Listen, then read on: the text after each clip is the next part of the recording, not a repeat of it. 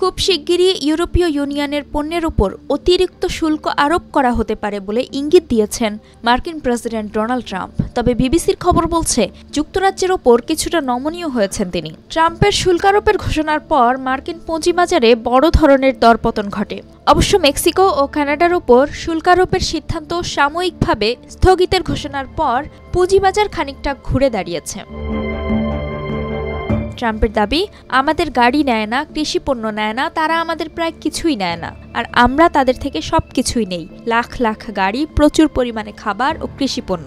তবে তার ব্রিটিশ প্রধানমন্ত্রী স্যার কিয়ার স্টারমারের সাথে ভালো সম্পর্ক রয়েছে এবং যুক্তরাজ্যের সঙ্গে বাণিজ্য বিষয়ক সমস্যাগুলো সমাধান করা সম্ভব হবে। ইইউ এর ওপর শুল্ক আরোপের জন্য কোনো সময়সীমা নির্ধারণ করা হয়েছে কিনা বিবিসির এমন প্রশ্নের জবাবে ট্রাম্প বলেন, আমি সময়সীমা বলতে চাই না, তবে এটি খুব শিগগিরই হতে পারে।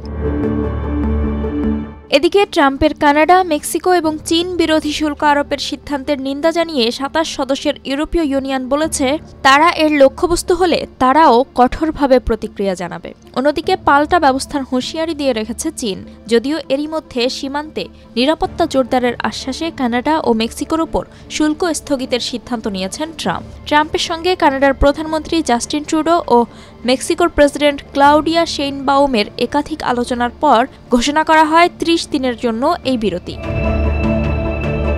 ব্রিটেনের সঙ্গে বাণিজ্য নিয়ে ট্রাম্প বলেছেন, যুক্তরাজ্য সঠিক পথে নেই, তবে আমি নিশ্চিত এটা ঠিক করা সম্ভব। তিনি আরও বলেন, আমাদের ব্রিটিশ প্রধানমন্ত্রীর সাথে কয়েকটি বৈঠক হয়েছে, একাধিকবার ফোনে কথা হয়েছে, আমাদের মধ্যে ভালো সম্পর্ক গড়ে উঠছে।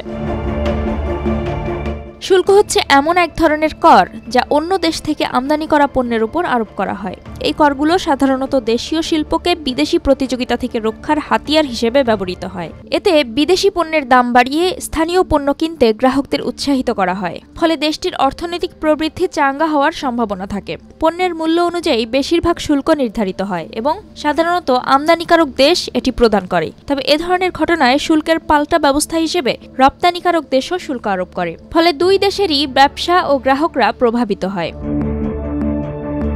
ট্রাম্প ইইউ পণ্যগুলোর ওপর শুল্ক আরোপের হুমকি দিয়েছেন, যাতে তার দেশ ইউরোপের সঙ্গে দীর্ঘদিনের বাণিজ্য ঘাটতি কমাতে পারে। যখন কোনো দেশ তার আমদানি বাড়িয়ে দেয় কিন্তু রপ্তানি কম হয়, তখন বাণিজ্য ঘাটতি ঘটে। ইউরোস্ট্যাটের তথ্য অনুযায়ী ২০২৩ সালে ইউরোপীয় ইউনিয়নের ২০টি দেশ আমেরিকায় অনেক বেশি পণ্য রপ্তানি করেছে। সবচেয়ে বড় বাণিজ্য উদ্বৃত্ত ছিল জার্মানির, যার প্রধান কারণ ছিল গাড়ি ও যন্ত্রাংশের রপ্তানি। এর পরে ছিল ইতালি এবং আয়ারল্যান্ড।